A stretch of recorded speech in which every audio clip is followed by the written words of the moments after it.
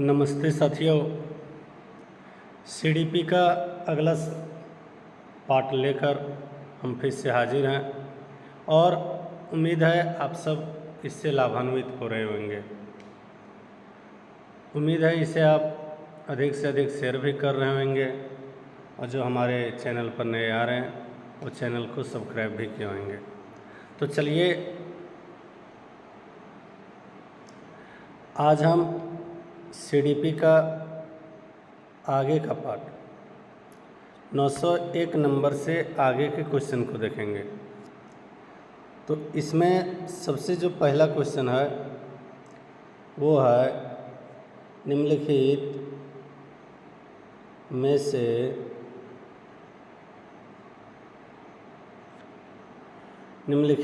से कौन शिक्षण कुशलता से संबंधित है। शिक्षण कुशलता इसका मतलब है पढ़ाने में टीचिंग स्किल। तो 1 नंबर का ऑप्शन इसमें दिया है शामपट पर लिखना, बी में प्रश्नों का हल करना, सी में प्रश्न पूछना। तो ये तीनों होना चाहिए, इसलिए सही आंसर इसका होगा ये सभी, जो कि ऑप्शन डी में है। अगला प्रश्न, आप एक अति सक्रिय बालक को कैसे सही दिशा में लाएंगे। अति सक्रिय बालक, तो उसको कैसे सही दिशा में लाएंगे। इसका मतलब है जब भी हम क्लास में कुछ पढ़ा रहे हैं, बता रहे हैं, तो अधिक सक्रिय है। जैसे हम ब्लैक बोर्ड पर कुछ दिए वो तुरंत काम को पूरा कर लिया। तो उस पर नज़र रखने के लिए, सही दिशा में लाने के लिए सही जो ऑप्शन होगा इनमें से, जिसमें पहला ऑप्शन दिया उसे पहली पंक्ति में बैठाएंगे तथा उस पर कड़ी नज़र रखेंगे, उससे कक्षा के कोने में बैठने की जगह निर्धारित करेंगे। ये दोनों जगह नहीं होगा, ये दोनों नहीं होगा। तो इसमें से एक ये है, उसे श्यामपट आदि साफ करने का काम देंगे। तो अगर इस प्रकार के ऑप्शन आते हैं तब हम जो है सो इसको सी को सही करेंगे।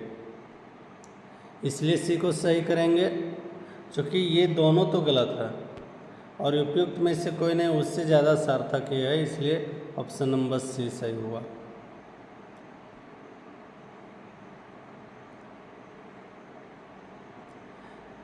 एक और क्वेश्चन, बच्चे की जिज्ञासा शांत करनी चाहिए। जिज्ञासा मतलब वो अलग अलग प्रकार के क्वेश्चन पूछ रहे हैं और अलग अलग चीज़ें पूछ रहे हैं और फिर उसको करने के लिए वो लालायित है। तो जिज्ञासा जो उसको शांत करना चाहिए। कब? जब शिक्षक फुर्सत हो नहीं, जब विद्यार्थी फुर्सत हो नहीं, कुछ समय बाद, ये भी नहीं होगा। उसी समय हम उसकी जिज्ञासा शांत करेंगे जब वो क्वेश्चन पूछेगा। इसका मतलब है तत्काल, जब विद्यार्थी द्वारा जिज्ञासा की गई है, और अगर तत्काल में होगी तो फिर उसका जो है सो रिजल्ट अच्छा होगा। अगले प्रश्न की ओर, शिक्षक एवं शिक्षार्थी के मध्य संबंध होना चाहिए। तो स्नेह का भी होना चाहिए, विश्वास का भी होना चाहिए, सम्मान का भी होना चाहिए, और ये तीनों के तीनों सही हैं। तो इसके लिए ऑप्शन डी सही आंसर होगा, ये सभी। एक अच्छा अध्यापक विद्यार्थियों के मध्य बढ़ावा देता है। तो विद्यार्थियों के मध्य किसको बढ़ावा देंगे? प्रतियोगिता की भावना को, सहयोग की भावना को, प्रतिद्वंदिता की भावना को, तटस्थता की भावना को। देखो, प्रतियोगिता की भावना ये कुछ हद तक सही है, लेकिन उससे भी ज़्यादा सही जो है वो है सहयोग की भावना। अगर सहयोग की भावना नहीं होती तो ये प्रतियोगिता की भावना भी सही हो सकती थी। तो इसमें जो सही आंसर है वो ऑप्शन नंबर बी, सहयोग की भावना। और शिक्षक को चाहिए सहयोग की भावना को ही बढ़ाएं। अगला, संज्ञानात्मक विकास का अर्थ है। संज्ञानात्मक विकास का मतलब बच्चे का विकास नहीं होगा, शारीरिक कौशल का विकास का मतलब उससे नहीं है, व्यक्तिगत विकास नहीं है, व्यक्तित्व विकास हो सकता है। तो यहाँ पर जो सही आंसर होगा ये अभी योग्यता का विकास, मतलब वो जो जान रहे हैं उससे आगे की जानकारी का विकास होना चाहिए। पुरस्कार और दंड, पुरस्कार एवं दंड हैं क्या है? सकारात्मक प्रेरक, कृत्रिम प्रेरक, स्वाभाविक प्रेरक और अजित प्रेरक। तो ये हैं स्वाभाविक प्रेरक। स्वाभाविक का मतलब अगर हम किसी को पुरस्कार देंगे तो उसके अंदर ही अपने आप ही एक अंदर से एक आवाज़ आएगी कि हमको पढ़ना चाहिए और भी बेहतर करना चाहिए, तो वह है स्वाभाविक प्रेरक। अगला प्रश्न, 5 वर्ष का राजू अपनी खिड़की के बाहर तूफान को देखता है, बिजली चमकती है और कड़कने की आवाज़ आती है। फिर कुछ देर बाद शांति के पश्चात बिजली कड़कती है। राजू बिजली के गर्जना सुनकर राजू उछलता है। राजू का उछलना निम्नलिखित में से कौन से सिद्धांत है? तो यह है शास्त्रीय अनुबंध। इसका मतलब क्या है? सो देखो, अगल बगल में जो घटना हो रही है उसके अनुसार खुद को जो है सो इंटरशिप जिसको कहते हैं अंतःक्रिया कर लेना। तो बगल में जो बिजली कड़क रही है उसकी गर्जना सुनकर अचानक तो सिहर रहे हैं, डर रहे हैं, या फिर अगर धीरे धीरे हो रहे हैं तो फिर उसमें वो डांस भी कर रहे हैं। निम्नलिखित में कौन सा कथन अभिप्रेरणा एक प्रक्रिया के संदर्भ में उपयुक्त नहीं है? तो यहाँ पर देखिए, यह व्यक्ति की लक्ष्य की ओर ले जाता है, यह व्यक्ति की शारीरिक आवश्यकताओं को संतुष्टि करता है, यह मनोवैज्ञानिक आकांक्षा को प्राप्त करने में सहायता करता है, यह व्यक्ति कोई अप्रिय स्थिति में दूर करता है। तो ये नहीं होगा, अप्रिय स्थिति में दूर नहीं करता है और व्यक्ति को लक्ष्य की ओर ले जाता है, ये सही है। ले जाता है, यहाँ हमको गलत कथन चुनना है। तो यहाँ पर सबसे जो ज़्यादा गलत है वो है यह मनोवैज्ञानिक आकांक्षा को प्राप्त करने में सहायता करता है। कौन? अभिप्रेरणा। अभिप्रेरणा कभी मनोवैज्ञानिक आकांक्षा को प्राप्त करने में सहायता नहीं कर पाएगा। ऑप्शन नंबर सी सही आंसर होगा।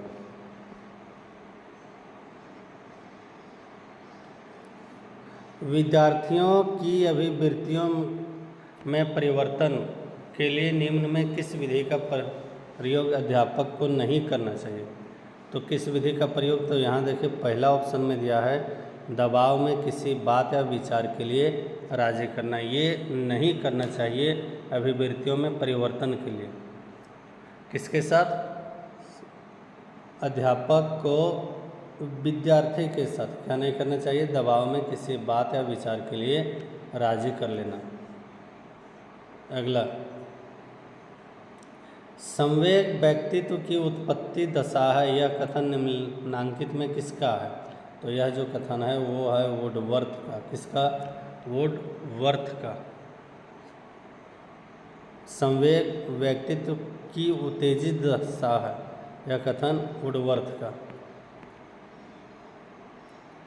निम्नलिखित में कौन सी विशेषता आंतरिक रूप से अभिप्रेरित बच्चों के लिए सही नहीं है?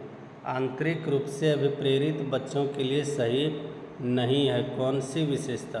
तो यहाँ देखिए, वे हमेशा सफल होते हैं, ये जो है सो अभिप्रेरित के लिए सही नहीं है। कौन? वे हमेशा सफल होते हैं। ऑप्शन नंबर डी सही आंसर है इसका।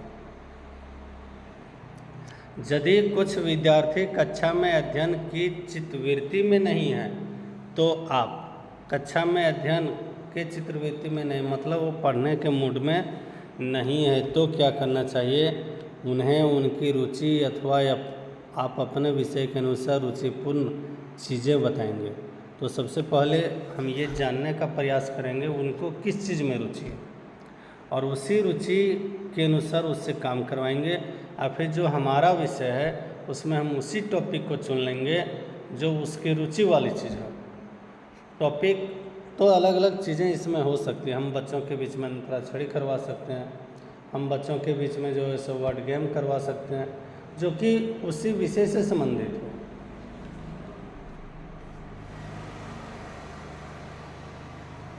सीखने का प्राथमिक मूलभूत नियम का सिद्धांत तत्परता से। अगर बच्चे तत्परता हैं, सीखने के लिए तत्पर हैं तो सीखेंगे। सही ऑप्शन डी नंबर। बालकों के सीखने की प्रेरणा को किस रूप में उपयोगी माना जाता है? तो यहाँ देखिए, व्यक्तित्व का आदर, यह भी उपयोगी है। पुरस्कार और दंड, यह भी उपयोगी है। प्रशंसा और भर्त्सना, यह भी उपयोगी है। तो इनमें तीनों अगर सही है तो ऑप्शन नंबर डी सही आंसर हो जाएगा, उपयुक्त सभी। निम्नलिखित व्यक्तियों में कौन अपने बच्चों को आंतरिक प्रेरणा दे रहा है? फादर रॉबर्ट अपनी कक्षा में उन बच्चों को चॉकलेट देता है जो अच्छा व्यवहार करता है। अगली कक्षा में कक्षा पनौती पाने पर नंद कुमार ने अपने पुत्र को कहानी की पुस्तकें देता है। अपने पुत्र के जन्मदिन पर गिरिजेश कुमार दावत देते हैं। विज्ञान विषयों में सर्वोच्च अंक पाने पर राकेश कुमार आंतरिक रूप से प्रेरित कर रहा है। देखिए, तो इसका सही आंसर है बच्चों को आंतरिक प्रेरणा देना, अंदर से प्रेरणा देना। अगर हम उसको अच्छी एक किताब दे दिए तो कुछ नहीं हुआ, एक अच्छी पुस्तक दे दिए और फिर उसके जन्मदिन पर पार्टी दे दिए, तो उससे ज़्यादा बेहतर है अगर हम उसका आंतरिक रूप से उसको प्रेरित करें कि आपने रिजल्ट अच्छा किया। निम्नलिखित में कौन सी संज्ञानात्मक क्रिया दी गई सूचना के विश्लेषण के रूप में प्रयोग किया जाता है, प्रयोग में लाई जाती है? तो आंसर होगा अंतर करना।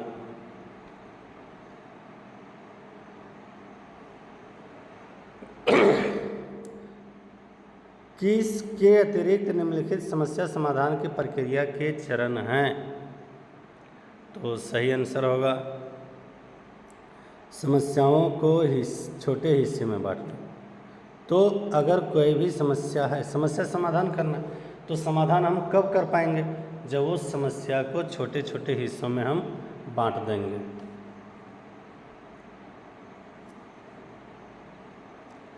एक शिक्षक को व्याख्यान पर अधिक ध्यान देना चाहिए और ज्ञान के लिए आधार उपलब्ध कराना चाहिए।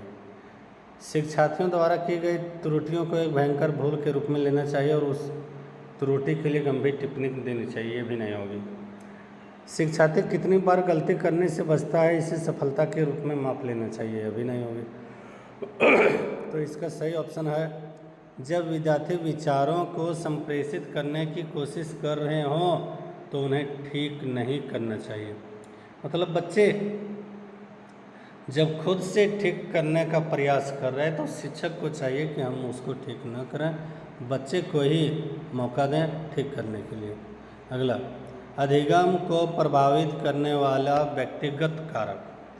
तो व्यक्तिगत कारक जो है वो है परिपक्वता एवं आयु। जितने उम्र के रहेंगे हम उसी प्रकार की चीज़ें अगर उसको सीखने के लिए देंगे तो वो जल्दी सीख पाएंगे। अगला प्रश्न, एक क्रिकेट खिलाड़ी अपने गेंदबाजी के कौशल को विकसित कर लेता है पर यह उसके बल्लेबाज के कौशल को प्रभावित नहीं करता, इसको क्या कहते हैं? तो इसे कहते हैं शून्य प्रशिक्षण अंतरण। शून्य प्रशिक्षण अंतरण, इसका मतलब वो गेंदबाजी कौशल को प्रशिक्षण लेके क्लियर कर रहा है, बढ़िया कर रहा है, लेकिन उसने बल्लेबाजी के कौशल नहीं लिए तो उसको प्रभावित भी वो नहीं करेगा। जितना पहले जान रहा है उतना ही उसका रहेगा। क्योंकि हम तो जो ट्रेनिंग लिए हैं वो तो गेंदबाजी का लिए हैं, तो फिर उससे न तो बल्लेबाजी सुधरेगा ना ही बिगड़ेगा। क्योंकि जो चीज़ हम पहले से सीख चुके हैं वो खराब तो होना ना है नहीं। अगला चीज़, शिक्षण प्रक्रिया में निम्नलिखित में किसका भली प्रकार ध्यान रखना चाहिए? तो भली प्रकार जो हमको ध्यान रखना है वो है विद्यार्थियों में सक्रिय सहभागिता के। विद्यार्थी कितना सक्रिय सहभागिता कर रहे हैं, कितना ध्यान दे रहे हैं, इस चीज़ को मूल रूप से हम ध्यान रखेंगे। निम्नलिखित में कौन सी विशेषता आंतरिक रूप से अभिप्रेरित बच्चों के लिए सही नहीं है? आंतरिक रूप से अभिप्रेरित बच्चों के लिए सही नहीं है। तो ये क्वेश्चन को हम फिर से रिपीट कर रहे हैं, इसलिए रिपीट कर रहे हैं, ये थोड़ा सा इम्पोर्टेंट क्वेश्चन है। तो ये हमेशा सफल होते हैं, ये बच्चों के लिए अभिप्रेरित सही नहीं, हमेशा सफल होते हैं। मतलब किसी क्लास में थोड़ा अगर जो है मान लो कोई बच्चा बार बार क्लास में टॉपर आ रहा है और कभी वो सेकंड आ गया, तो ऐसा भी तो हो सकता है। उस समय उसको ऐसा नहीं करना चाहिए कि वो एकदम मान ले टॉपर आएंगे ही तो आएंगे, नहीं तो फिर नहीं पढ़ेंगे। अगला बच्चा, एक बच्चे को उसके पिता चहलकदमी करा रहे हैं। बच्ची जानती है कि चिड़िया जैसी चीज़ें होती है परंतु उसने कभी पतंग नहीं देखा। पतंग को देखकर उसने कहा कि चिड़िया को तो देखा है। उसके पिता ने कहा यह पतंग है। एक उदाहरण दिखाता है, क्या दिखाता है? सम्मिलन का। सम्मिलन का मतलब जो पहली चीज़ें देख चुका है उसके बाद जो चीज़ें देख रहा है उसका यहाँ सम्मिलन हो रहा है। संकेत अधिगम के अंतर्गत निम्नलिखित में सीखा जाता है। क्या सीखा जाता है? पारंपरिक अनुकूल को सीखा जाता है। कब? संकेत अधिगम के अंतर्गत पारंपरिक अनुकूल को सीखा जाता है। अगला प्रश्न, निम्नलिखित अधिगम से संबंधित किसी विद्यार्थी की समस्या का सबसे अच्छा उपचार। तो सबसे अच्छा उपचार जो है वो है निदानात्मक शिक्षण। सबसे अच्छा उपाय क्या है? निदानात्मक शिक्षण। अगला प्रश्न, एक 13 वर्षीय बालक बात बात पर अपने बड़ों से झगड़ा करने लगता है और हमेशा स्वयं को सही साबित करने के तो किस अवस्था का बच्चा है वो? किशोरावस्था। इस प्रकार के देखिए यहाँ पर कुछ भी नहीं करना है। 13 साल का बच्चा है तो 13 साल का बच्चा कौन अवस्था में हो सकता है? किशोरावस्था में हो सकता है। सीखना व्यवहार के लिए उत्तरोत्तर सामंजस्य की प्रक्रिया, यह कथन किसका है? तो स्किनर का। स्किनर का कथन क्या है? शिक्षा नहीं, सीखना व्यवहार में उत्तरोत्तर सामंजस्य की प्रक्रिया है। सीखना व्यवहार में उत्तरोत्तर सामंजस्य की प्रक्रिया है, यह कथन स्किनर का। निम्नलिखित में कौन सा कथन सीखने के बारे में सही है? तो सीखने के बारे में जो सही है वो है, सीखना उस वातावरण में प्रभावित होता है जो संवेगात्मक रूप से सकारात्मक और शिक्षार्थियों को संतुष्ट करने वाला हो। मतलब हम जो भी क्रिया कर रहे हैं वो सकारात्मक हो और विद्यार्थी को वो संतुष्ट कर पाए। अगर ये दोनों चीज़ें हैं तो फिर सीखने के बारे में सही कथन है। अगला, विद्यार्थियों के सीखने में जो रिक्तियां रह जाती है उनके निदान के बाद होना चाहिए। क्या होना चाहिए? तो समुचित उपचारात्मक कार्य होना चाहिए। समुचित उपचारात्मक कार्य। कब? सीखने में जो रिक्तियां रह जाती हैं, मान लो हम पूरा का पूरा लेसन ख़त्म कर लें तो उसके बाद कुछ चीज़ें अगर बच गई तो वो उनका समुचित उपचार किया जाए और उसी को कहेंगे समुचित उपचारात्मक कार्य। छोटे शिक्षार्थियों में निम्नलिखित में से कौन सा लक्षण पठन कठिनाई का नहीं है? पठन कठिनाई का लक्षण तो पठन गति में प्रवाह में कठिनाई, और यही जो है सब पठन कठिनाई का लक्षण नहीं है। अगला प्रश्न, प्रत्येक शिक्षार्थी समय में विशिष्ट है, इसका मतलब है, इसका अर्थ है कोई भी दो शिक्षार्थी अपनी योग्यता और प्रतिभाओं में एक समान नहीं होते। इसका मतलब ये है कि अगर दो स्टूडेंट हैं तो वो दोनों में कुछ भी चीज़ें मतलब सभी चीज़ें एक समान होगी ऐसी गारंटी नहीं है। अगली चीज़ अभिवृत्ति है। अभिवृत्ति क्या है?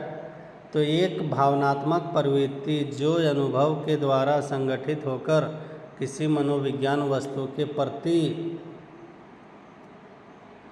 पसंदगी और नापसंदगी के रूप में प्रतिक्रिया करता, वही है अभिवृत्ति। अगला प्रश्न, व्यक्तित्व एवं बुद्धि में वंशानुक्रम की नाम मात्र भूमिका होती है। भूमिका होती है लेकिन बस नाम मात्र की। ऑप्शन ये सही आंसर होगा। अगला बहुत बड़ा क्वेश्चन है, सीमा परीक्षा में A+ ग्रेड प्राप्त करने के प्रति इच्छुक है। जब वह परीक्षा भवन में दाखिल होती है, परीक्षा होती है, वह अत्यंत नर्वस हो जाते हैं, उसके पांव ठंडे पड़ जाते हैं, हृदय की धड़कन बहुत तेज हो जाती है, वह उचित तरीके से उत्तर नहीं दे पाती। इसका मुख्य कारण है, क्या मुख्य कारण है? तो इसका मुख्य कारण है शायद वह अकस्मात संवेगात्मक आवेग का सामना नहीं कर सकते। इसका मतलब कोई भी चीज़ हम लोग तैयारी पूर्वक करके गए हैं लेकिन अचानक जब कोई घटना घट जाती है, फिर अचानक जब हम जाते हैं और फेस करने की बात आती है तो कहीं ना कहीं हम नर्वस हो जाते हैं। आप लोग देखे होंगे जो पहली बार स्टेज पर चढ़ते हैं मान लो हजारों की संख्या में भीड़ है, आपका नाम अचानक बुला लिया जाए और फिर आपको माइक दे दी जाए, तो वैसे सिचुएशन में आप जिस प्रकार के हालत में होते हैं, आपका पाँव भी वहाँ ठंडा पड़ जाता है, हृदय की धड़कन बढ़ जाती है और आप जो बोलना चाह रहे हैं उसको उचित तरीके से बोल नहीं पाते हैं। तो यह क्या है? यह एक अकस्मात, इसका मतलब एकाएक संवेगात्मक आवेग, और उस प्रकार के आवेग का सामना नहीं कर सकते हैं। अगला, जिस प्रक्रिया में व्यक्ति दूसरों के व्यवहार को देखकर सीखता है वह नए अनुभव से उसको कहा जाता है। देखकर सीखना है तो सामाजिक अधिगम, देखकर सीख रहा है तो सामाजिक अधिगम, अगर करके सीखेगा तो प्रायोगिक अधिगम।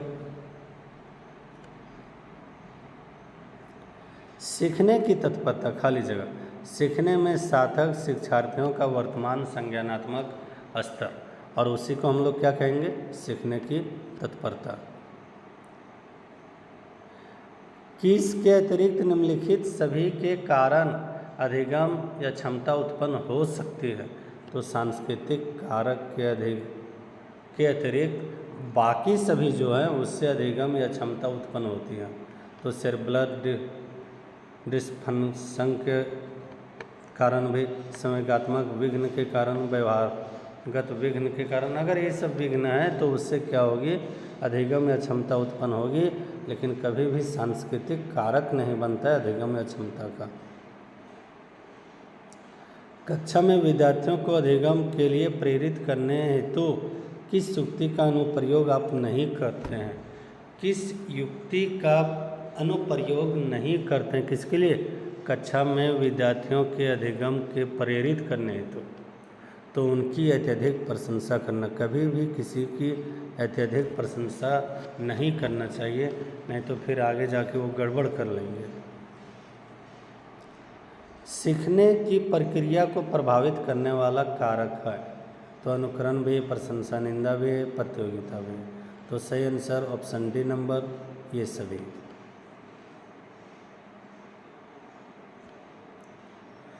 किस अधिगम मनोविज्ञान ने बाल अधिगम विकास में पुरस्कार का महत्व दिया है? बाल अधिगम विकास में पुरस्कार का महत्व, तो सही आंसर है गुथरी। गुथरी के अनुसार पुरस्कार विकास में महत्व नहीं है ना। गुथरी के अनुसार बाल अधिगम विकास में पुरस्कार का महत्व कुछ भी नहीं। ये किसकी कथन है? गुथरी की कथन है। निम्नलिखित में किस एक से शिशु के अधिगम की सहायता नहीं मिलती? शिशु की अधिगम की सहायता तो अनुकरण से मिलेगा, अभिप्रेरणा से मिलेगा, पुरस्कार से मिलेगा, लेकिन ये बस्ता बैग से उसको बहुत ज़्यादा मतलब नहीं है। सीखने में बैग से बहुत कुछ नहीं सीख पाएगा अधिगम, उससे वो क्या करेंगे? अगला, संज्ञानात्मक विकास के 4 चरण, संवेदी, पेशी, पूर्व संक्रियात्मक, स्थूल मूर्त संक्रियात्मक और औपचारिक संक्रियात्मक की पहचान की गई है। किसने? पियाजे ने। पियाजे ने देखिए 1, 2, 3, 4, 5, तो टोटल 5 चरण, ये 4 चरण है, तो टोटल 4 चरण। कितना चरण? 4 चरण। फिर से 4 चरण को देख लेते हैं, क्वेश्चन ये भी आएगा, इनमें से कौन पियाजे की विकास के चरणों का हिस्सा है या नहीं है? तो पहला हो गया संवेदी पेशी, दूसरा होगा पूर्व संक्रियात्मक, तीसरा हो गया स्थूल मूर्त, और चौथा हो गया संक्रियात्मक और औपचारिक। तो इसकी पहचान किसने किया? पियाजे ने किया। तो इसको उल्टा के भी पूछ सकता है, स्थूल मूर्त के संज्ञानात्मक विकास की पहचान किसने किया? तो पियाजे।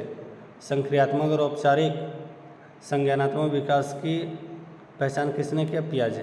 तो ये चारों को चारों याद रखना है। क्या क्या है फिर से देख लेते हैं, संवेदी, पेशी, पूर्व संक्रियात्मक, स्थूल मूर्त और संक्रियात्मक और औपचारिक, ये 4 चरण संज्ञानात्मक विकास के पियाजे के द्वारा दिया गया। अगला, अधिगम क्षमता निम्नलिखित में से किससे प्रभावित नहीं होते?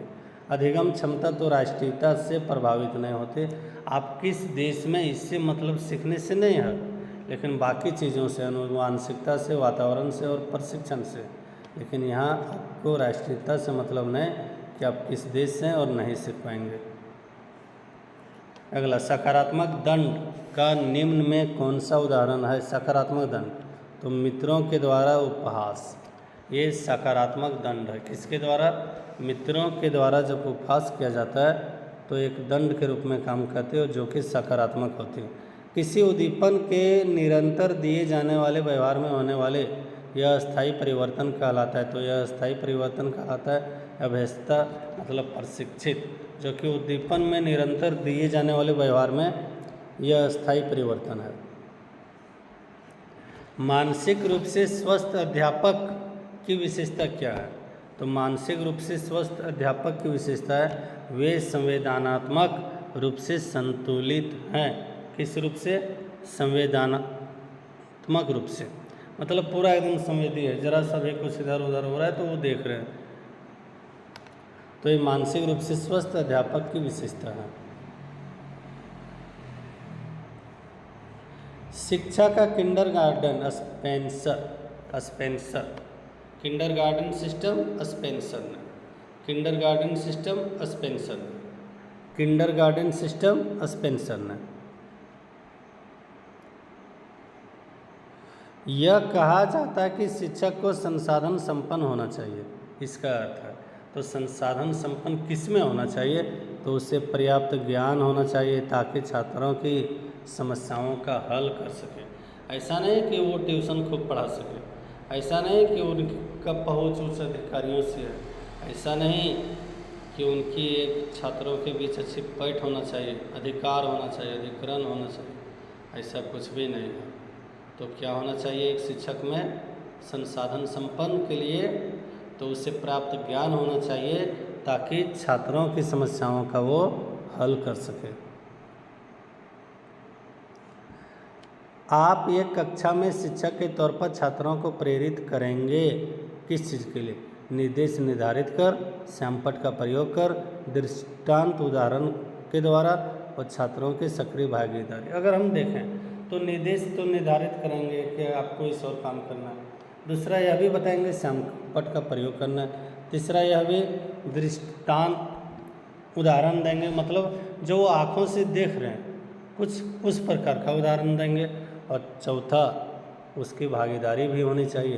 तो ऑप्शन जो यहाँ पर बन रहा है ABCD, पहला में बोल रहा है ABC, AD, BD या ये सभी, तो सही आंसर होगा डी नंबर, ये सभी। चलिए 951 नंबर का क्वेश्चन। और अगर आप हमारे चैनल पर नए हैं तो सब्सक्राइब कर लें, बहुत ज़्यादा उसमें आपको कुछ लगना है नहीं। और अपने साथियों के साथ इसे ज़रूर शेयर करें। शेयर इसलिए करना है ताकि हमारे साथी, आपके साथी सफल हो जाए, यही कामना। अगला प्रश्न, शिक्षक को ज्ञान होना चाहिए किस चीज़ का? अध्यापक विषय का, बाल मनोविज्ञान का, शिक्षा संहिता का, या अध्यापन विषय और बाल मनोविज्ञान का? तो ये दो चीज़ों का ज्ञान जरूर होना चाहिए शिक्षक को। अगला प्रश्न, एक अभिभावक आपसे विद्यालय में मिलने के लिए कभी नहीं आता है, तो हम क्या करेंगे? हम स्वयं उसके यहाँ चल जाएंगे मिलने के लिए। उपाय भी तो नहीं है ना, वो तो सोच लिया हम नहीं जाएंगे, तो फिर हम ही को जाना होगा, तो आप स्वयं उनसे मिलने जाएंगे, सही आंसर। खाली जगह को अनुप्रेरित शिक्षण के एक संकेत के रूप में विवेचित किया जाता है, तो किसको विवेचित किया जाता है? विद्यार्थियों द्वारा प्रश्न पूछना को अनुप्रेरित शिक्षण के संकेत के रूप में देखा जाता है। अगर विद्यार्थी समस्या लाए हैं तो कहीं ना कहीं वो पढ़ना चाह रहे, शिक्षण के संकेत के रूप में देखा जाना चाहिए। अब आगे का प्रश्न,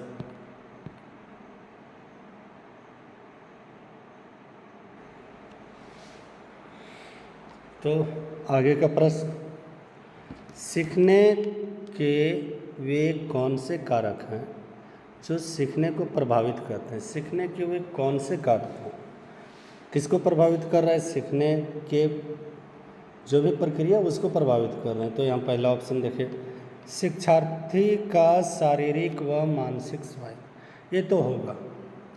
प्रेरणा और उपलब्धि का अभिप्रेरण, यह भी होगा, कितना उसको हम मोटिवेट कर पा रहे हैं। उत्सुकता और इच्छा शक्ति, खूब मोटिवेट कर लिए लेकिन उसमें पढ़ने के लिए ज़रा सा भी शक्ति नहीं है, इच्छा शक्ति नहीं है, वो चाहता ही नहीं है, तो कैसे होगा? तो यहाँ पर ये तीनों के तीनों सही हैं। तो सही जो आंसर होगा वो ऑप्शन नंबर डी होगा, उपयुक्त सभी।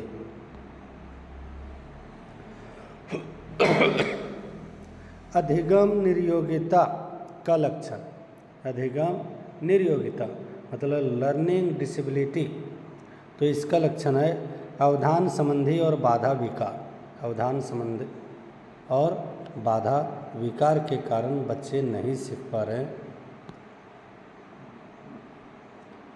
सीखने की प्रक्रिया में विद्यार्थी द्वारा की गई त्रुटियों के संबंध में आपकी दृष्टि में निम्न में से कौन सा कथन सर्वोत्तम है?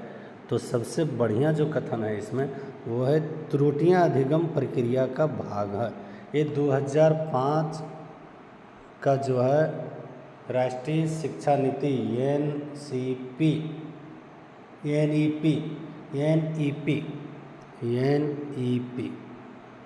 कब? 2005 का। तो 2005 के एनईपी में यह बोला गया कि बच्चे अगर गलती कर रहे हैं तो करने दीजिए, और उससे हम देख सकते हैं कि वो कहाँ गलती कर रहे हैं और उसको सुधारा कैसे जाए। तो अधिगम प्रक्रिया का भाग किसको ले आया? त्रुटियां को ले आया। कब क्वेश्चन में यह भी आ सकता है, कब? तो याद रखना एनईपी 2005 मतलब राष्ट्रीय शिक्षा नीति जो थी 2005 उसके तहत। अगला, एक कॉलेज जाने वाली लड़की ने फर्श पर कोट फेंकने की आदत डाल ली है। लड़की की माँ उससे कहती कि कमरे से बाहर जाओ और कोट को खोटी पर टांगो। लड़की अगली बार घर में प्रवेश करती कोट को हाथ पर रखकर अलमारी की तरफ जाकर कोट को खोटी पर टांग देती है। तो यह उदाहरण है किसका? तो यह है श्रृंखलागत अधिगम का। श्रृंखलागत मतलब एक श्रृंखला के अनुसार हम अधिगम को सीखेंगे। यहाँ देखिए, जिस दिन बच्चे पहली बार अगर स्कूल गया उसी दिन बोलेंगे कि आप कोट को टांग के रखिए, और शायद मन में गुस्सा है तो थोड़ा सा दिक्कत होगी। लेकिन अगर एक श्रृंखला से उसको सिखाएंगे, धीरे धीरे स्कूल जाना सीख गए, तो उसके बाद हम उसके घर के नियम को भी सिखाएंगे कि आप स्कूल से आते हैं तो अपना कोट पैंट ये सब जो है कहाँ रखना है, कैसे रखना है। तो इसको कहेंगे श्रृंखलागत अधिगम। अगला, निम्न में कौन से कथन को सीखने की प्रक्रिया का विशेषता नहीं मानना चाहिए? तो सीखने की प्रक्रिया की विशेषता क्या नहीं है? संस्थागत ही एकमात्र स्थान है जहाँ अधिगम प्राप्त होता है, इससे कोई बात नहीं। मतलब स्कूल में ही हम सीख सकते हैं, इसी कोई बात नहीं। यहाँ सीखने से मतलब है पढ़ने से नहीं, और सीखने वाले काम तो परिवार से करते हैं, समाज से करते हैं, वातावरण के साथ मिलकर करते हैं। मान लीजिए आपके यहाँ बाढ़ आ गई, तो बाढ़ में हम कैसे बच रहे हैं, नहीं बच रहे हैं, क्या करना चाहिए, क्या उपाय नहीं करना चाहिए, ये तो हम वहीं के पर्यावरण से ही सीखें ना। तो विशेषता कौन नहीं है? तो संस्थान ही एकमात्र स्थान जहाँ अधिगम प्राप्त होता है। ये सीखने की प्रक्रिया का विशेषता नहीं है। अगला, सीखने में अंतर्दृष्टि सिद्धांत, इनसाइट थ्योरी ऑफ लर्निंग, तो इसको गेस्टाल्ट सिद्धांतवादी ने बढ़ावा दिया था। किसने? गेस्टाल्ट सिद्धांतवादी। इसने कहा सीखने के अंतर्दृष्टि सिद्धांत का प्रतिपादन किया था। किसने? गेस्टाल्ट सिद्धांतवादी ने।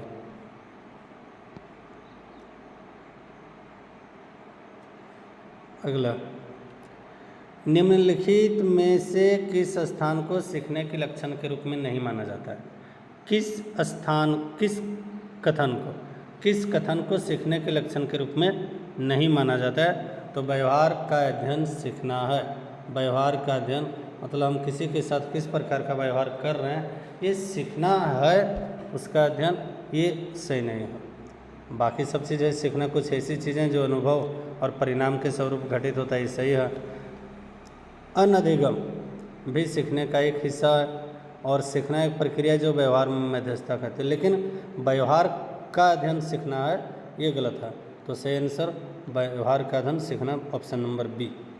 अगला, शिक्षार्थी जो पहले सीख चुके हैं उनकी पुनरावृत्ति और प्रत्यास्परण में शिक्षार्थियों की मदद करना महत्वपूर्ण है। क्यों? क्योंकि इससे नई जानकारी को पूर्व जानकारी से जोड़ना सीखने को समृद्ध बनाता है। जैसे हम क्लास में जाएं और उससे पुराना फीडबैक ले लें, पुराना जानकारी ले लें, तो वह बहुत आसानी से नई जानकारी को ले पाएंगे और नए को सीख पाएंगे। इसलिए उसके साथ हम पुनरावृत्ति और प्रत्यास्मरण करते हैं, इससे मदद होता है। क्या मदद होता है? तो नई जानकारी को पूर्व जानकारी से जोड़कर सिखाने में मदद होता है। अगला प्रश्न, आपकी कक्षा में कुछ बच्चे हैं जो गलतियां करते हैं और इस परिस्थिति का आपके विश्लेषण के अनुसार इनमें से कौन सा कथन सर्वाधिक उपयुक्त है? तो बच्चों का बुद्धि निम्न स्तर का, ये जो है सो सर्वाधिक उपयुक्त नहीं है। बच्चों ने अभी तक संकल्पात्मक स्पष्टता प्राप्त नहीं किया है तथा आपको अपनी शिक्षण विधि पर चिंतन करने की आवश्यकता है। यही सही है।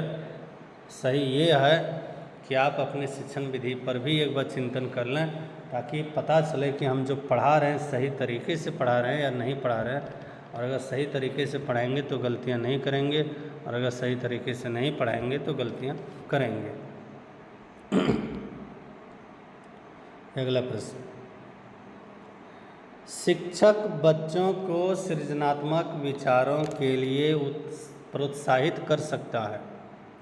उन्हें बहुविकल्पी प्रश्न देकर उन्हें समस्या समाधान के लिए विभिन्न तरीकों को सोचने के लिए कहकर, ये ज़्यादा उपयुक्त है। चूँकि हम सृजनात्मकता कर रहे हैं, मतलब उसके अंदर सृजन कर रहे हैं, और सृजन जो विकास का एक प्रक्रिया है वो कब होगा?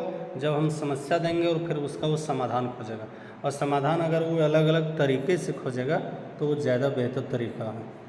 एक कंठस्थ करने के लिए अगर कहेंगे तो वो याद कर लेगा, रट लेगा, उसमें सृजन का कोई विकास नहीं है। और प्रत्यास्मरण मतलब पहले जो याद है उसको अगर पूछेंगे तो उसमें भी उसको बहुत फ़ायदा नहीं है। कैरेक्टर का विकास होता है, चरित्र का विकास होता है, किसके द्वारा? इच्छा शक्ति द्वारा, बर्ताव, व्यवहार, नैतिकता। ये तीनों के तीनों सही, तो ऑप्शन नंबर डी सही आंसर होगा, उपयुक्त सभी के द्वारा। निम्न में कौन सा शिक्षण का अधिगम स्तर नहीं है? तो विभेदीकरण स्तर नहीं है। कौन स्तर? विभेदीकरण स्तर।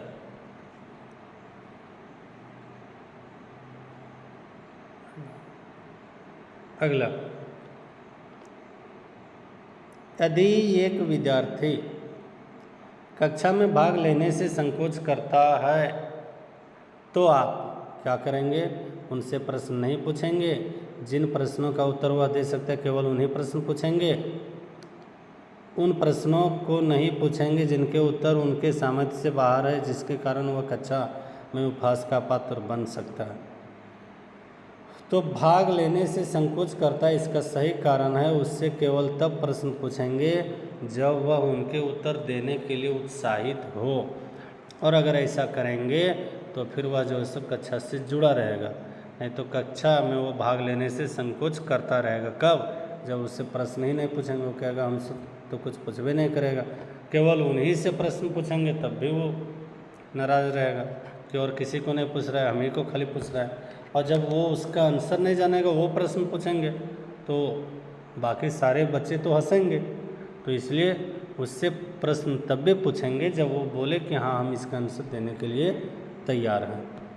शिक्षक का बर्ताव होना चाहिए, कैसा बर्ताव होना चाहिए? तो आदर्शवादी बर्ताव होना चाहिए।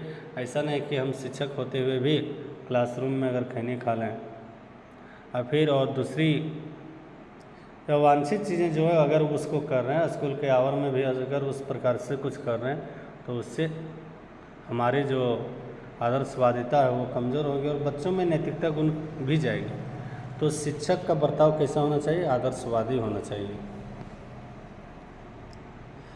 अभी प्रेरणा के सिद्धांतों के अनुसार एक शिक्षक के द्वारा सीखने की समदृष्ट कर सकता है। क्या कर सकता है?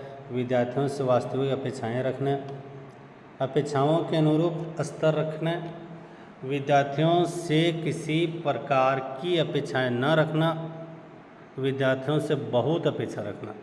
तो वास्तविक अपेक्षा ही हम विद्यार्थियों से रखेंगे।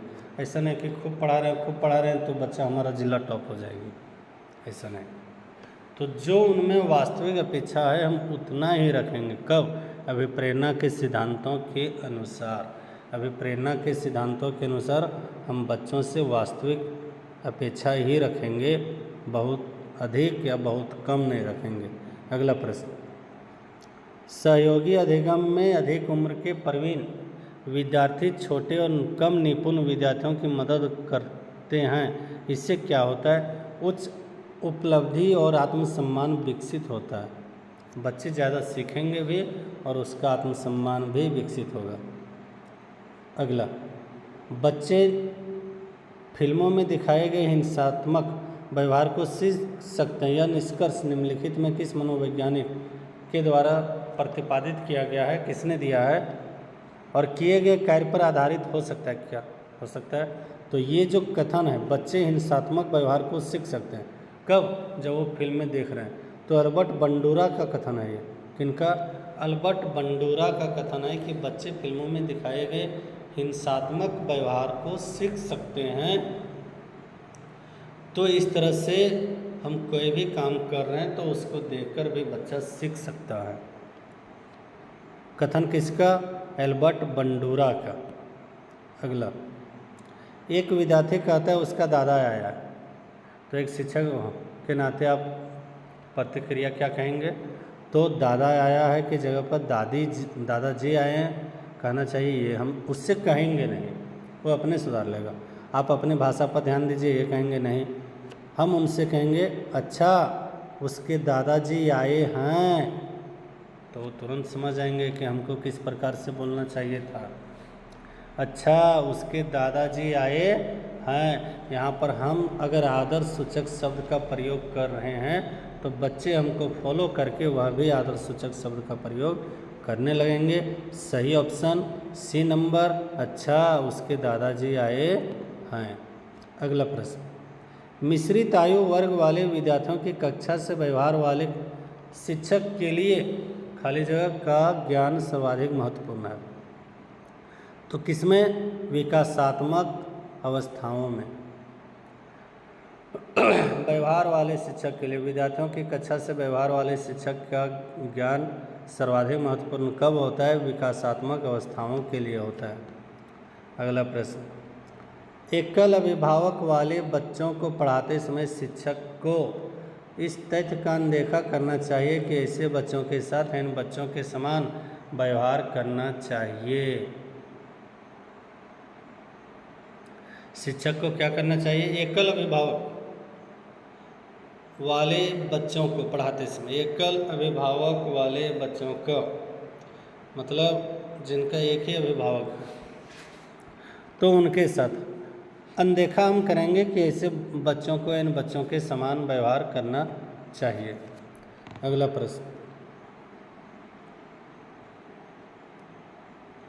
निम्नलिखित में कौन सा अधिगम को अधिकतम करने के लिए सर्वाधिक उचित है? तो यहाँ पर देखिए सर्वाधिक उचित पहला ऑप्शन अगर हम देखें तो शिक्षिका को अपनी संज्ञानात्मक शैली के साथ साथ अपने शिक्षार्थियों की संज्ञानात्मक शैली की पहचान करनी चाहिए। ये सही ऑप्शन है और यही सही आंसर भी होगा। क्या करेंगे? अपनी संज्ञानात्मक शैली और शिक्षार्थियों की संज्ञानात्मक शैली, ये दोनों की पहचान कर लेंगे। और ये दोनों की जब पहचान कर लेंगे तो बच्चे अधिक से अधिक अधिगम को कर पाएंगे और अधिक से अधिक वो सीख भी पाएंगे। खाली जगह, अतिरिक्त निम्नलिखित सभी सीखने के रूप में आकलन को बढ़ावा देता है। मतलब उसके अतिरिक्त, तो इसमें जो सीखने के रूप में आकलन को बढ़ावा नहीं देते उसको हम देख लेंगे क्या है। तो शिक्षार्थियों की आंतरिक पृष्ठपोषण लेने के लिए कहना, आंतरिक इंटरनल फीडबैक, ये सही ऑप्शन है इसलिए इसमें नहीं होगा। अवसर लेने हेतु शिक्षार्थियों के लिए एक सुरक्षित वातावरण का निर्माण करना, यह भी सही नहीं होगा। पढ़ाए गए विषय पर मनन करने के लिए शिक्षार्थी को कहना, ये भी सही है, तीनों के तीनों सही है। तो जितना संभावना हो शिक्षार्थियों का लगातार परीक्षण लेना। ये इसके अतिरिक्त निम्नलिखित सभी सीखने के रूप में आकलन को बढ़ावा देता है। तो आकलन को बढ़ावा जो देगा ये देगा सबसे ज़्यादा, कौन? जितनी संभावना हो शिक्षार्थियों का लगातार परीक्षण लेना चाहिए, उससे क्या कहते हैं वो करके दिखाना चाहिए। अगला प्रश्न, जब एक बावर्ची खाना बनाते समय खाने को चखता है तो वो क्या कहता है? वह भी सीखने का आकलन कर रहा है। क्या कर रहा है? आकलन, कि हमने जो इसमें डाला वो कितना सही है या गलत है, कैसा है, उसका रिजल्ट क्या है। तो रिजल्ट मतलब सीखने का आकलन। सांस्कृतिक तथा भाषिक रूप से विविधपूर्ण कक्षा में यह निश्चित करने के लिए शिक्षार्थी विशिष्ट शिक्षा वर्ग में आता है या नहीं, एक शिक्षक को करना चाहिए। क्या करना चाहिए? तो यह क्षमता स्थापित करने से पहले शिक्षार्थियों की मातृभाषा का मूल्यांकन करना चाहिए। क्या करना चाहिए? अक्षमता स्थापित करने से पहले शिक्षार्थियों की मातृभाषा का मूल्यांकन करना चाहिए, ताकि हमको ये पता चले उसमें कैसे जो है सो क्षमता आ रही है। अगला प्रश्न,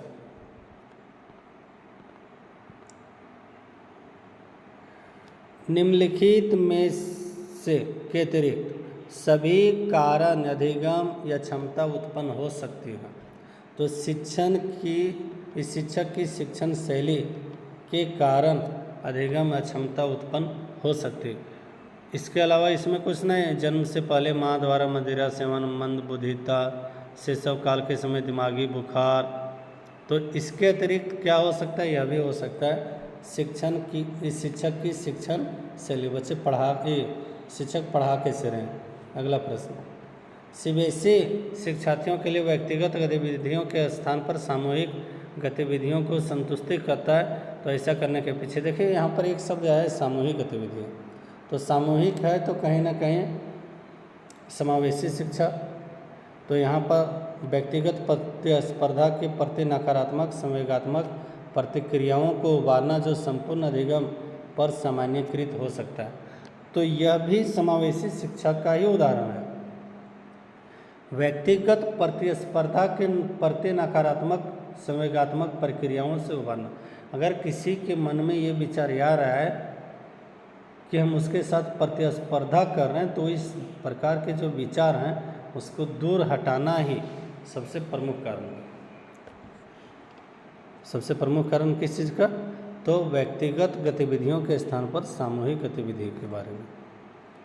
अगला प्रश्न, खाली जगह के अतिरिक्त निम्नलिखित में सभी तथ्य संकेत करते हैं कि बच्चा संवेगात्मक और सामाजिक रूप से समायोजित होते हैं। तो हम उम्र के साथ प्रतियोगिता पर दृढ़तापूर्वक केंद्रित करना। और इससे क्या होगा? इसके अतिरिक्त निम्नलिखित सभी तथ्य। तो इसके अतिरिक्त ये सभी जो तथ्य हैं ये क्या कर रहे हैं? बच्चे का संवेगात्मक और सामाजिक रूप से समायोजित है। अगला प्रश्न, निम्नलिखित में कौन सा कथन बच्चे के विकास में परिवेश की भूमिका का समर्थन करता है? कौन सा कथन? तो यहाँ देखिए सही ऑप्शन जो है, पिछला कुछ दशाब्दियों में बुद्धि लब्धांक परीक्षा में शिक्षार्थियों के औसत प्रदर्शन में लगातार वृद्धि हुई है और ये बच्चे के विकास के परिवेश में महत्वपूर्ण भूमिका का समर्थन करता है। अगला प्रश्न, अध्यापन के समय अध्यापक को निम्नलिखित में किसका सर्वाधिक ज्ञान पे ध्यान रखना चाहिए? तो व्यक्तिक भिन्नता का ध्यान रखना चाहिए। इससे पहले भी हम देख चुके हैं कि बच्चों में अलग अलग प्रकार के पृष्ठभूमि के बच्चे आते हैं, तो उनका अलग अलग प्रकार से ध्यान भी रखा जाना चाहिए। निम्नलिखित में से स्मरण करने की कौन सी विधि है? तो मिश्रित विधि या फिर विचार साहचर्य विधि। तो याद करने के लिए दोनों विधि सही है, मिश्रित विधि और विचार साहचर्य विधि। इसलिए ऑप्शन नंबर सी सही होगा, ए और बी दोनों। बहुशिक्षण शास्त्रीय तकनीकें, वर्गीकृत अधिगम सामग्री, बहु आकलन तकनीकें तथा परिवर्तनीय जटिलता एवं सामग्री का स्वरूप निम्नलिखित में से किससे संबंध है? तो ये जो संबंध है वो किससे संबंध है? विभेदित अनुदेशन से संबंध है। किससे? विभेदित अनुदेशन से संबंध है। अगला प्रश्न, निम्नलिखित में से प्रतिभाशाली अधिगमकर्ताओं के लिए क्या समुचित है? तो प्रतिभाशाली अधिगमकर्ताओं के लिए अपनी उच्च स्तरीय संवेगात्मकता के कारण वे भी निम्न श्रेणी पा सकते हैं। ये है प्रतिभाशाली अधिगमकर्ताओं के लिए क्या समुचित है। अगला चीज़, परिपक्व विद्यार्थी। परिपक्व विद्यार्थी अपने अध्ययन में कभी कभी भावनाओं की सहायता चाहते हैं। किसकी सहायता चाहते हैं? भावनाओं की सहायता चाहते हैं। कौन? परिपक्व विद्यार्थी, जो पहले से उस चीज़ को जान रहे हैं, उस प्रकार के विद्यार्थी। अगला चीज़, निम्न में कौन सा अधिगमकर्ता को अधिक स्वतंत्रता प्रदान किया है? तो सृजनशीलतावाद। सृजनशीलतावाद जो है उसे अधिक स्वतंत्रता प्रदान करता है। कौन? अधिगमकर्ता के द्वारा। अगला, ये शिक्षक दो एक समान गिलासों को प्रदर्शित करते जो जूस की एक समान मात्रा से भरे हुए और उन्हें दो भिन्न गिलासों में रखती है, जिसमें एक लंबा और दूसरे में चौड़ा। वह बच्चों को उस गिलास की पहचान करने के लिए कहते हैं जिसमें जूस ज़्यादा है। तो बच्चे प्रत्युत्तर देते हैं कि लंबे गिलास में जूस ज़्यादा है। तो शिक्षक के बच्चों को किस प्रकार का कठिनाई दिखाई दे रहा है? तो विकेंद्रीकरण की कठिनाई दिखाई दे रहा है। उसको समझ में नहीं आ रहा है कि ज़्यादा लंबा है लेकिन ये तो ज़्यादा चौड़ा है। तो यहाँ जो परेशानी है, दिक्कत है, कठिनाई है, वो किसका? विकेंद्रीकरण का। सही आंसर सी नंबर, विकेंद्रीकरण। गैग्रे निम्नलिखित में किससे संबंधित है? तो गैग्रे अधिगम का श्रेणी क्रम से संबंधित है। किससे? अधिगम का श्रेणी क्रम से संबंधित है। अगला प्रश्न, एक शिक्षक विद्यार्थियों को अनुप्रेरित कर सकता है। विद्यार्थियों को अनुप्रेरित कर सकता है किसमें? किससे? पुरस्कार देकर कर सकते हैं। क्या देकर? पुरस्कार देकर। शिक्षण का सत्तावादी स्तर है, क्या है? शिक्षक केंद्रित। कौन केंद्रित? शिक्षक केंद्रित। एक बाल केंद्रित कक्षा में बच्चे सामान्यतः सीखते हैं। कैसे सीखते हैं बच्चे? तो व्यक्तिगत और सामूहिक दोनों रूप से सीखते हैं। बाल केंद्रित कक्षा है तो व्यक्तिगत भी सीखेंगे और सामूहिक भी सीखेंगे। अगला प्रश्न, व्यवहार का करना पक्ष में आता है। व्यवहार का करना तो सीखने के संज्ञानात्मक क्षेत्र के पक्ष में आते हैं। व्यवहार मतलब अगर खुद से करके देखेंगे तो। एक शिक्षिका अपने शिक्षार्थियों को अनेक तरह की सामूहिक गतिविधियों में व्यस्त रखती है, जैसे समूह चर्चा, समीप परियोजना, भूमिका निर्वाह आदि। तो यह सीखने के किस आयाम को उजागर करता है? तो सामाजिक गतिविधियों के अधिगम। ये सामाजिक गतिविधियों के रूप में जो अधिगम है उस आयाम को, जो सीखने की आयाम है उसका उजागर कर रहा है। कब? जब बच्चों को सामूहिक गतिविधि, यहाँ देखिए सामूहिक गतिविधि तो पहले भी दिया, तो सामाजिक गतिविधि के रूप में, अधिगम के रूप में उजागर करता है। अगला प्रश्न, एक विद्यार्थी मेडिकल कॉलेज में दाखिला लेने के लिए कठिन परिश्रम करता है ताकि वह उत्तीर्ण हो सके। यह विद्यार्थी किससे प्रेरित है? आंतरिक रूप से प्रेरित है। किससे? आंतरिक, अपने अंदर से वो प्रेरित है कि हमको मेडिकल में दाखिला लेना है। अगला प्रश्न, जब पूर्व का अधिगम नई स्थितियों को सीखने के लिए बिल्कुल प्रभावित नहीं करता है तो यह है अधिगम का शून्य स्थानांतरण। क्या है? अधिगम का शून्य स्थानांतरण।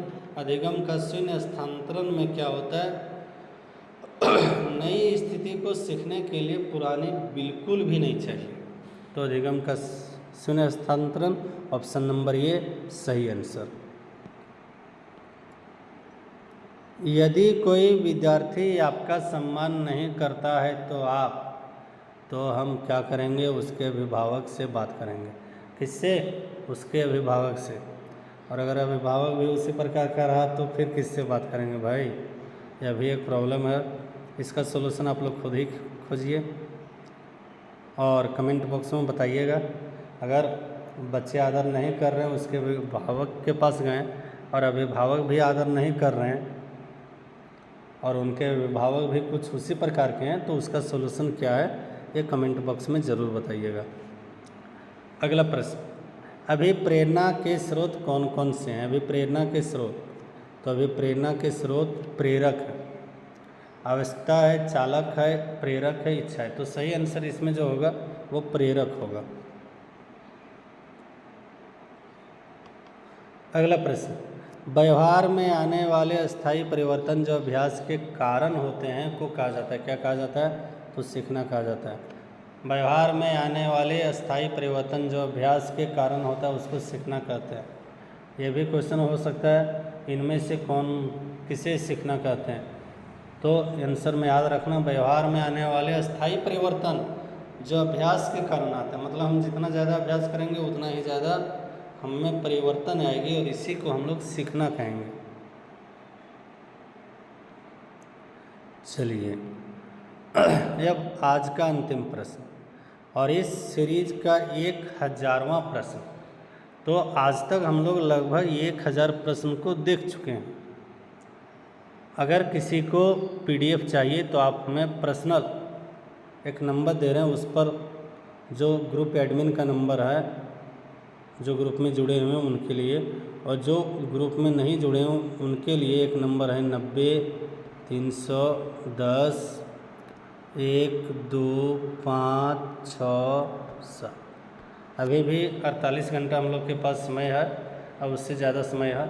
तो अगर किसी को PDF चाहिए ताकि हम एक बार उसको सरसरी निगाहों से देख लें, तो आप सीधा इस पर मैसेज कीजिए और सीधा बोलिए PDF, ज़्यादा कुछ नहीं लिखना है, PDF CDP, आप फिर लिख दीजिए CDP का PDF। तो अभी तक का जो भी PDF है हम उनको पर्सनली उनके WhatsApp पर भेज देंगे। तो आज का अंतिम प्रश्न देखते हैं। और ये जो सीरीज़ है, अगर आप में से कोई CTET का भी तैयारी करना चाहते हैं तो उनके लिए भी बहुत ही लाभकारी है। तो अंतिम प्रश्न आज का और इस सीरीज का 1000वां प्रश्न, कौशल को सीखने में पहली अवस्था होती, कौशल को सीखने में अनुकरण पहली अवस्था होती, क्यों क्या होती? अनुकरण। कौशल का मतलब क्या है सो देखिए, हम किसी भी काम को बहुत अधिक कुशलता से सीख रहे हैं तो अनुकरण करना होगा। जैसे एक जो मिस्त्री हैं लकड़ी वाले, वो जो डिज़ाइन बना रहे हैं तो कैसे बना रहे हैं, जब तक हम उस डिज़ाइन को ध्यान से नहीं देखेंगे, अनुकरण नहीं करेंगे, हम खुद से लकड़ी लेंगे और फिर औजार लेंगे और चाहेंगे उसी प्रकार का बना लें तो संभव नहीं है। उसके लिए क्या करना होगा? अनुकरण करना होगा। यथार्थता कोई काम नहीं करेगी, वहाँ चालाकी भी कोई काम नहीं करेगी और समन्वय भी कोई काम नहीं करेगी। तो वहाँ पर हमको क्या करना होगा? अनुकरण करना होगा। तो इसी के साथ आज की क्लास समाप्त की जाती है। उम्मीद है आप सबों को ये वीडियो पसंद आई, और अगर पसंद आई तो आप अपने दोस्तों के साथ ज़रूर शेयर करें। यह आपका आने वाली टेट परीक्षाओं को भी ध्यान में रखकर बनाई गई है। और अगर 1-2 सालों में आपका टेट परीक्षा होती है, CTET में आप भाग लेना चाहते हैं, तब भी आपका ये सीरीज बहुत ही उपयोगी साबित होगा। तो सबों को राम राम, राधे कृष्णा और धन्यवाद।